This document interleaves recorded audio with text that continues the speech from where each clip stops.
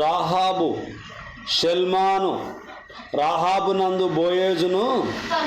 అంటే రాహాబు ఎవరమ్మా ఇప్పుడు? బోయేజు తల్లి. రాహాబు ఎవరు? బోయేజుకు ఏం కావాలి? ఈమె తల్లి కావాలి. అంటే షల్మాను రాహాబు నందు బోయేజును కనెను. అంటే మీరు బైబిల్ గ్రంథంలో బాగా మీరు చూడండి, ఆడపిల్లల పేర్లు, స్త్రీల పేర్లు ఈమె కన్నది అనే పదాలు రానే రావు. పురుషులది మాత్రమే చెప్తారు.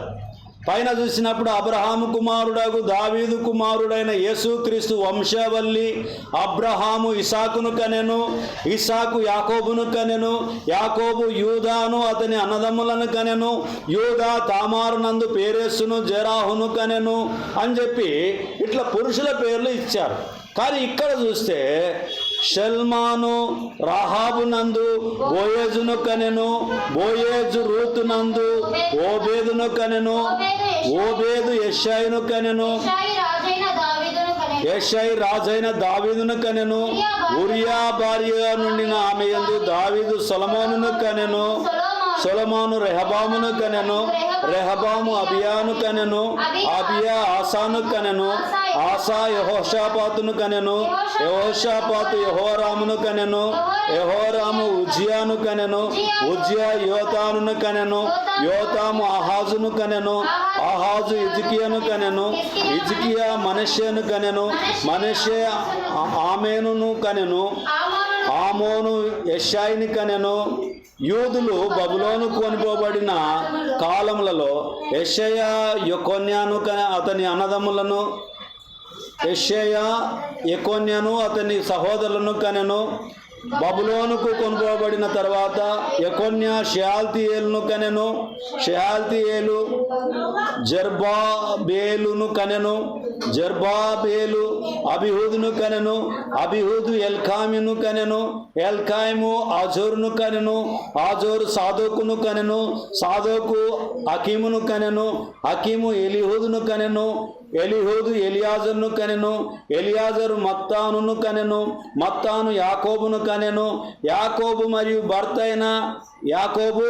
భర్త అయిన యేసేపును కనెను. ఆమె యందు క్రీస్తు అనబడిన యేసు. ఎవరి గర్భవాసాన ఎవరు ఎవరు ఎవరు ఎలా పుట్టారు అని చెప్పి మనం ఆలోచన చేస్తే ఫస్ట్ లిస్టులోనే ఉంది ఈమె, 5వ నంబర్లోనే ఉంది రాహాబు. ఎంత చూడండి విచిత్రంగా. అసలు పరిశుద్ధ గ్రంథంలో అలాంటి స్త్రీ ఉండాల్సినటువంటి స్థానం అది కాదు. కానీ ఆమె చేసిన సత్క్రియలే ఆమెను నిలబెట్టాయి. ఆమె చేసిన మంచి ఆమెను నిలబెట్టింది. మనం కూడా ఏం చేయాలి? ఈ లోకంలో సత్క్రియలు చేయాలి, మంచి చేయాలి. అప్పుడే కనిపించదా మంచి, సమయం పడుతుంది, తప్పకుండా నెరవేరుస్తాడు దేవుడు. మంచి ఎప్పుడు ఓడిపోదు, మంచి ఎప్పుడు నాశనం కాదు, మంచి తప్పకుండా జయిస్తుంది. మంచికి కొంచెం సమయం పడుతుంది.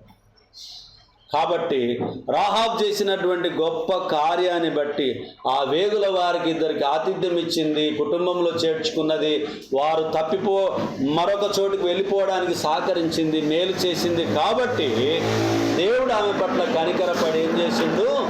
నీతిమంతురాలుగా తనను తీర్చాడు. అలాగున్నే తన కుటుంబాన్ని ఆ ప్రాంతంలో రక్షింపజేశాడు. అలాగున్నే యేసుక్రీస్తు ప్రభువారు జన్మించడానికి రాహాబు యొక్క కుటుంబంలోకి వెళ్ళి, వంశంలోకి వెళ్ళి, ఆ విధంగా 14 తరం నుంచి 14 తరములు, మొదటి నుంచి 14 తరముల నుంచి మనం ఆలోచన చేస్తే యేసుక్రీస్తు ప్రభువారు రాహాబు గారి జీవితంలోకి వెళ్ళి ఒక ముఖ్యమైన పాత్రగా పోషింపబడి ఉన్నదనేటటువంటిది మనం జ్ఞాపకం ఉంచుకోవాలి.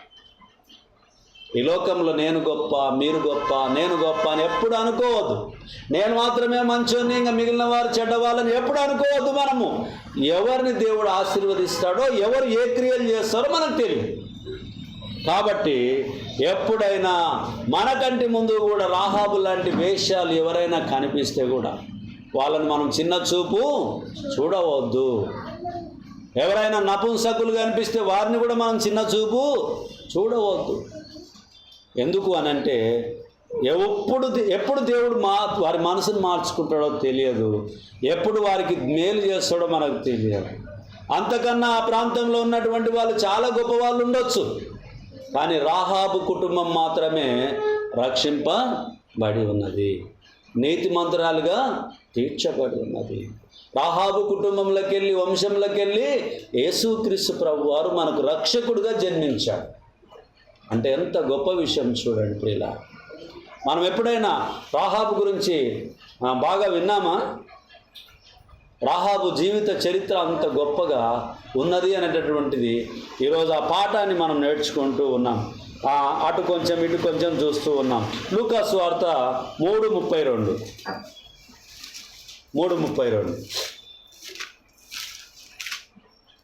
దావీదు యెషయి ఓబేదుకు, ఓబేదు బోయాజుకు, బోయజు షెల్మానుకు, షెల్మాను నయస్సోనుకు, నయస్సోను అమినాదాబుకు, అమినాదాబు అరాముకు, అరాము ఎస్రోముకు, ఎస్రోము పెరెస్సుకు. చూడండి, దావీదు యెషయికి, యెషయి ఓబేదుకు, ఓబేదు బోయేజుకు, బోయేజు షెల్మానుకు, షెల్మాను నయసోనుకు. ఇక్కడ మనం చూసినప్పుడు లింకు సిస్టంలో దావీదు కుటుంబంలోకి వెళ్ళి యెషయి ఓబేదు, ఓబేదు బోయేజు. అంటే బోయేజు గారి తల్లి ఎవరు? రాహాబు గారు. బోయేజు తల్లి పేరు రాహాబు, షెల్మాన్ భార్య పేరు రాహాబు. అంటే ఎంత గొప్ప జీవితాన్ని ప్రారంభించబడిందో చూడండి. ఎప్పుడైనా మనం కూడా క్షమాపణ కోరుకుంటే దేవుడు ఎంత మేలైనా మనం చేయడానికి సిద్ధంగా ఉంటాడు. కానీ మన అహంకారం ఇట్లే నిండుకొని ఉంటుంది. మనం ఇట్లే బిగ్గర ఉంటాము కొన్నిసార్లు, మనుషులతోటి కానీ, మందితోటి కానీ, బంధువులతోటి కానీ, స్నేహితులతోటి కానీ, అన్నదమ్ములతోటి కానీ ఇట్లే బిగ్గర ఉంటాం. ఎందుకు అనంటే కొన్నిసార్లు నేను తగ్గితే మళ్ళీ ఏమైనా సమస్య వస్తుందేమో అని చెప్పి కొన్నిసార్లు అనుకుంటాం. తగ్గిన వాడు చెడిపోవడానికి వీలు, తను తాను తగ్గించుకొని వాడు హెచ్చింపబడతాడు. బాల్ను తీసుకొని మీరు ఎంత నేలకు కొడితే అంత పైకి ఎగురుతుంది. బాల్ను తీసుకొని గోడకి ఎంత కొడితే అంత ముందుకు వచ్చేస్తుంది. అది మన జీవితంలో కూడా మనల్ని ఎవరైతే హింసిస్తూ ఉంటారో, బాధ పెడుతూ ఉంటారో, వాళ్ళ ముందు మనం ఎంత కిందికి కొడితే అంత పైకి లేస్తాము, ఎంత గోడ కొడితే అంత ఎదురుగా స్పీడ్గా ముందుకు వెళ్తామనేటటువంటిది ఎప్పుడు మర్చిపోకూడదు. దేవుని పట్ల విధేయత ఎప్పుడు మర్చిపోకూడదు.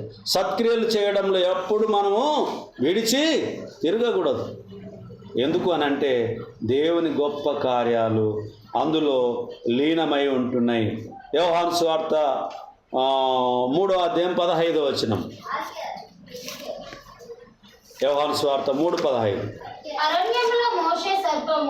అరణ్యంలో మోసే సర్పమును ఎలాగూ ఎత్తెనో అలాగే విశ్వసించు ప్రతివాడును నశింపక ఆయన ద్వారా నిత్య జీవం పొందినట్లు మనుష్య కుమారుడు ఎత్తబడవలెను. నిత్య జీవం కావాలంటే మనుష్య కుమారుడుగా ఎత్తబడవలెను. యేసుక్రీస్తు ప్రభు వారు మన కొరకు మరణించి ఆయన ఎత్తబడవలెను. ఎత్తబడ్డాడు, మన కొరకు స్థలాన్ని సిద్ధపరచడానికి వెళ్ళి ఉన్నాడు. తిమోతి పత్రిక 2 తిమోతి 3:14.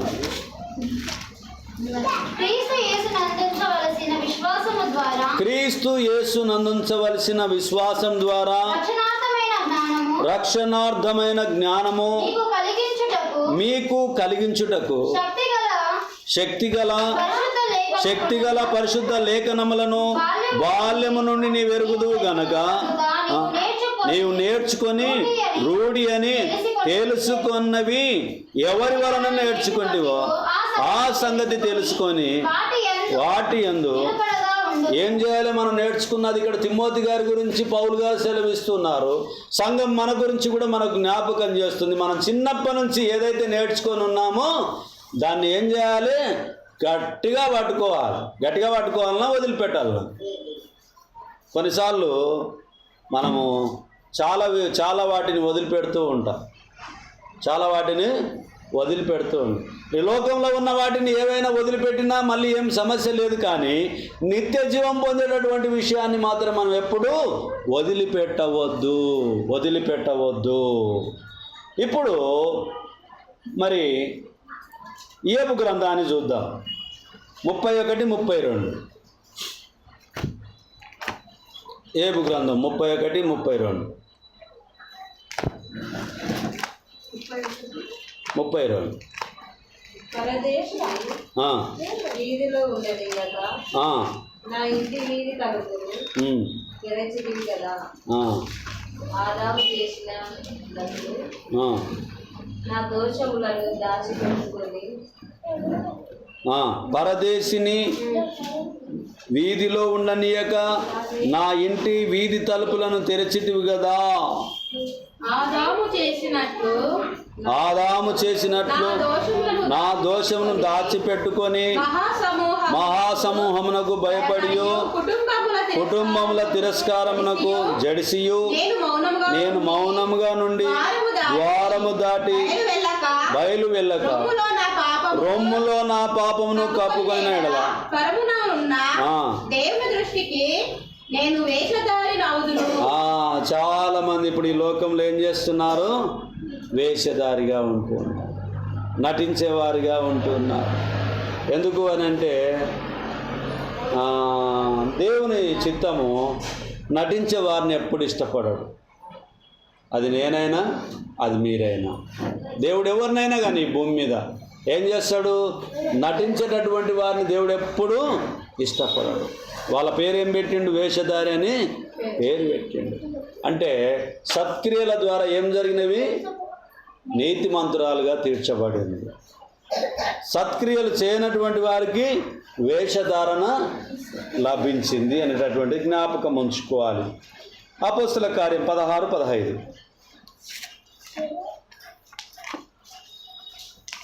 అపోస్తల కార్యం 16, 15. ఆమె ఇంటి వారును బాప్తిస్మము పొందినప్పుడు ఆమె నేను ప్రభువునందు విశ్వాసము గలదానని మీరు ఎంచితే నా ఇంటికి వచ్చి ఉండుడని వేడుకొని మమ్మను బలవంతము చేసెను. ఆమెయు ఆమె ఇంటి వారును బాప్తిస్మం పొందినప్పుడు ఆమె నేను ప్రభువునందు విశ్వాసం గలదానని మీరు ఎంచితే నా ఇంటికి వచ్చి ఉండుడని వేడుకొని మమ్మను బలవంతము చేశాను. ఏం చేసింది ఈమె? బలవంతము చేసింది. ఎవరు ఈమె? అప్పుడు లూదియాను దైవభక్తి గల యొక్క స్త్రీ వినుచుండెను. ఆమె ఊదారంగు పొడిన అమ్ము తూయాతైర పట్టణస్త్రాలు ప్రభు ఆమె హృదయం తెర్చను గనుక పౌలు చెప్పిన మాటల యందు లక్ష్యం ఉంచాను. ప్రభు చెప్పిన మాటల యందు మనం ఏం చేయాలి? లక్ష్యం ఉంచాలి. ఏలియా సార్ దగ్గరికి పోతే మంది తక్కువ ఉండరానో, లేదంటే సమయం ఎక్కువవుతుందనో, నా కొరకు మీ విశ్వాసాన్ని దెబ్బతీసుకోకండి. మనమల్లా కూడా మన గమ్యం ఏమిటి అని అంటే, మన జర్నీ ఏమిటి? ఎక్కడికి పోవాలని ఉండము? పరలోకానికి పోవాలని. అంటే చాలా సమయం పడుతుంది, చాలా సమయం పడుతుంది.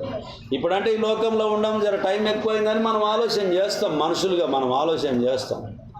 కానీ దేవుని దగ్గరికి వెళ్ళాలంటే చాలా సమయము పడుతుంది. ఆయనకి ఎట్లుంటుందంటే ఒక్క దినము 1000 సంవత్సరాలుగా ఉంటుంది. ఒక్క దినమే మన దృష్టిలో 1000 సంవత్సరాలు, దేవుని దృష్టిలో ఒక్క దినం. అంటే ఎంత సమయం పడుతుందో మనకు తెలియదు. కానీ అంతవరకు మనం ఏం చేయాలి? సత్క్రియలను చేయాలి. క్రియల మూలంగా మన విశ్వాసాన్ని సంపాదించుకోవాలి, నీతిమంతులుగా తీర్చబడాలి. వేశ్య అయినటువంటి రాహాబు గారు నీతిమంతులుగా తీర్చబడింది. ఆమె వంశపారంలో మరి యేసుక్రీస్తు ప్రభు వారు జన్మించడానికి ఆస్కారము లభించింది. అంటే మన ఆలోచనలు, మన ఉద్దేశాలు దేవుని చిత్తంలో మనం ఉండాలి, దేవుని వాక్యాన్ని కట్టుకొని నడవాలి. మరి 3వ వచనం చూడండి. అతడు తనతో కూడా బయలుదేరి రావాలనని పౌలు కోరి, అతని తండ్రి గ్రీసు దేశస్థుడని ఆ ప్రదేశంలో యూదులకు అందరికీ తెలియను గనక వారిని బట్టి అతను తీసుకొని సున్నతి చేయించాను. 4వ వచనం. వారు ఆయా పట్టణముల ద్వారా వెళ్ళుచు యెరూషలేములో ఉన్న అపోస్తలులను పెద్దలను నిర్ణయించిన విధులను గైకొనుటకు వాటిని వారికి అప్పగించిరి. చూడండి ప్రియమైనటువంటి వాళ్ళారా, 21వ అధ్యాయము 8వ వచనాన్ని చూద్దాం. మరునాడు నేను బయలుదేరి మరునాడు మేము బయలుదేరి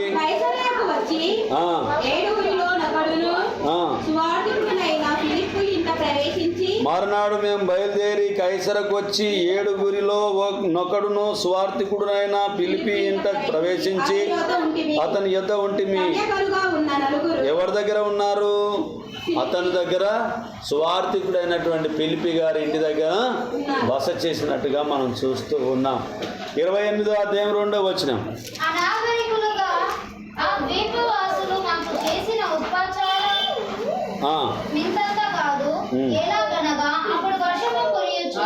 చలిగా ఉన్నందున వారు నిప్పు రాజబెట్టి మమ్మల్ని అందరినీ చేర్చుకొనిరి.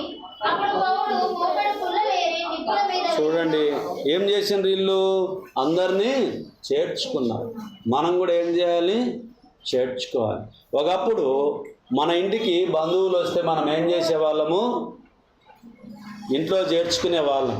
అప్పుడు గ్యాస్ సిలిండర్లు లేవు, కరెంటులు లేవు, ఏవి లేవు. కానీ ఏముండే అప్పుడు? ప్రేమ ఉండే. ఇంటిలో చేర్చుకునే ప్రేమ ఉండే. వంటలు చేస్తే కూడా ఒకరింట్లో ఒకరు వేసుకొని తినే ప్రేమ ఉండే, హక్కు ఉండే. కానీ ఇప్పుడేమో హక్కు పోయి అహంకారం వచ్చింది. నాకేమన్నా తక్కువనా, ఆయన ఇంట్లో పోయి తింటానా నేను అనే అహంకారాలు. ప్రేమలు ఏమైనాయి? చల్లారిపోయింది. ప్రేమలు చల్లారిపోయింది.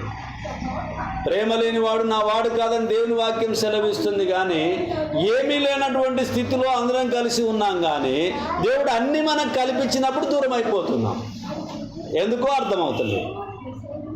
కాబట్టి ప్రేమ కలిగి మనం జీవించాలి. సత్క్రియల ద్వారా మనకు ఎవరైనా సహాయం కోరితే మన చేతనైన సహాయము చేయాలి. మేలు చేత మనం కీడును జయించాలి. మరి ఇది ఎక్కడ రాయబడుతుంది? దేవుని లేఖనాల్లో, దేవుని గ్రంథంలో రాయబడుతుంది మనం చేసే సత్క్రియ.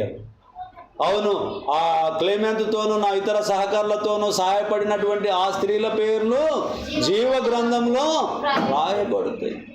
దేవుని సముఖ జీవ కవలెలో, దేవుని సముఖ జీవ కవలెలో నా పేరున్నదా, నీ పేరున్నదా. ఆ గ్రంథంలో పేరు ఉండడానికి మనం ప్రయత్నం చేయాలి. పరిశుద్ధుల జాబితాలో ఉండడానికి మనం ప్రయత్నం చేయాలి. విశ్వాస వీరుల జాబితాలో ఉండడానికి మనం ప్రయత్నం చేయాలి. మరణం వరకు నమ్మకంగా ఉండడానికి ప్రయత్నం చేయాలి. మరి వేషధారణ జీవితం ఈ లోకంలో అది ఉపయోగపడదు, పనికిరాదని చెప్పి దేవుని వాక్యం సెలవిస్తుంది. 7వ వచనం. పోప్లి అని ఒకడు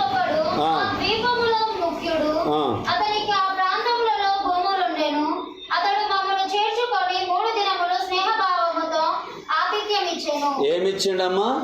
ఆతిథ్యం అంటే భోజనాన్ని, పడుకోవడానికి స్థలం ఇచ్చిండు, తినడానికి భోజనం ఇచ్చిండు, తాగడానికి నీళ్ళు ఇచ్చిండు. ఎవరైతే మంచి పని చేసిండ్రో వాళ్ళను దేవుడు పరిశుద్ధ గ్రంథంలో ఉంచాడు. ఎవరైతే చెడ్డ పని చేశారో వాళ్ళని కూడా పరిశుద్ధ గ్రంథంలో ఉంచాడు. కానీ వీళ్ళు తీర్పులోనికి వస్తారు, వారు తీర్పులోనికి రారు. వీళ్ళు నీతిమంతులుగా తీర్చబడతారు, వారు నీతిమంతులుగా తీర్చబడరు. మంచి చేసిన వాడు నీతిమంతుడు, మంచి చేయని వాడు నీతిమంతుడు కాదు అనేది మరి రాహాబు జీవితంలో మనం నేర్చుకున్నటువంటి పాఠము. ఎబ్రీ 11:31 చూసుకొని వాక్య భాగాన్ని మనం ముగిద్దాం. 2:31 చూసి వాక్య భాగాన్ని ముగిద్దాం. 11:31 క్షమించండి, 11:31. ఎబ్రీ 11:31. విశ్వాసమును బట్టి రాహాబు వేశ్య వేగుల వారిని సమాధానముగా చేర్చుకొనినందున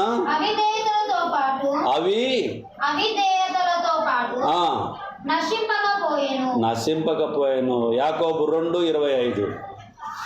యాకోబు 2:25 చూసుకొని వాక్య భాగాన్ని మనం ముగిద్దాం. ఆమె నశించకుండగా రాహాబు వేశ్య కూడా ఆ. దూతలను చేర్చుకొని వేరొక మార్గమున వారిని వెలుపలికి పంపివేసినప్పుడు క్రియల మూలముగా నీతిమంతురాలని ఎంచబడెను గదా. క్రియల మూలంగా నీతిమంతురాలుగా ఎంచబడెను కదా, తీర్చబడెను కదా. కాబట్టి రాహాబు జీవితంలో ఉన్నటువంటి లోటు ఏమిటి? ఆమె వేశ్య. తర్వాత దేవుని నమ్మింది, దేవుని పంపినటువంటి దూతలను నమ్మింది, వేగుల వారని గుర్తించింది, వారికి సహాయం చేసింది, ఆతిథ్యం ఇచ్చింది. కాబట్టి ఆమెను దేవుడు ఆశీర్వదించాడు. ఆమె కుటుంబాన్ని ఆ ప్రాంతంలో నాశనం కాకుండా కాపాడిండు. రాహాబు జీవితంలోకి వెళ్ళి ఆమె వేశ్యగా ఉన్నటువంటి రాహాబు నీతిమంతురాలుగా తీర్చబడింది. మనలో ఉన్నటువంటి లోటుపాట్లను మనం కూడా సరిచేసుకొని మనం కూడా నీతిమంతురాలుగా, నీతిమంతునిగా మనం తీర్చబడాలి అని అంటే క్రియల మూలంగా దేవుని పరిచర్యలో మనం అందరం పాల్గొందాం. శ్రద్ధగా వాక్యమైన మీ అందరికీ ప్రభు నామమున వందనాలు. చిన్న ప్రార్థన. మహోన్నతుడా, మహాగణుడా, పరిశుద్ధుడా, మీ పరిశుద్ధమైన నామాన్ని బట్టి వందనములు. ఈ మధ్యాహ్నం కాలమందునైనా ఆత్మకూరు పట్టణంలో మేము నేర్చుకున్న వాక్యాన్ని, విన్న వాక్యాన్ని, చెప్పబడిన వాక్యాన్ని మా హృదయంలో మంచి నీళ్ళలో పడి ఫలించలాగా ఆశీర్వదించండి. అలాగనే మా ప్రియులు యూట్యూబ్ ఛానల్ ద్వారా వాక్యాన్ని వింటూ ఉంటుండగా నాయన దీవించి ఆశీర్వదించండి.